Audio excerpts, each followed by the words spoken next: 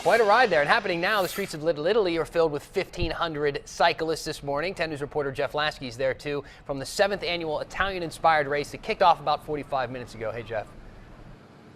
Hey, Dan. Yeah, now we're actually getting new numbers showing that might be closer to 2,000 riders out here. And it's amazing how quickly they all got out of here. Last time we were here, this whole street was filled. We're here on in India Street, right by the iconic Little Italy sign. And all those riders are now off on 4 different routes. Some of them could take as long as 8 hours to complete that route. Of course, we were there right when everyone took off. So let's show you what it was like when those 2,000 riders all took off all at the same time, heading out from here at Little Italy. A great event, the 7th annual Gran Fondo event, and that benefits the folks at the Challenged Athletes Foundation. And so we want to welcome in Nico Marco Longo from the Challenged Athletes Foundation, who's here with Tally as well. Can't forget about Tally joining us. And just a tremendous event out here. What's the difference that these riders are making for the Challenged Athletes Foundation? These riders are making a huge difference for the Challenged Athletes Foundation. We have 17 injured troops and first responders out here riding today.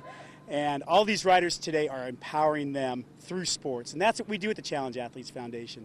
Anybody who has an amputation, a spinal cord injury, is legally blind, a severe traumatic brain injury, we provide athletic equipment, competition and training expenses for any sport they want to do, whether it's riding bikes with their kids to winning gold at the Paralympics. I was talking with one of the veterans, Raul, who said these guys aren't letting me be a couch potato with his injury, and you could tell he feels empowered. That's entirely it, and that's the difference. We empower, we don't enable. So we get them out here, and we expect them to give it their best effort, and we're here to support them. So our motto is front line to the finish line.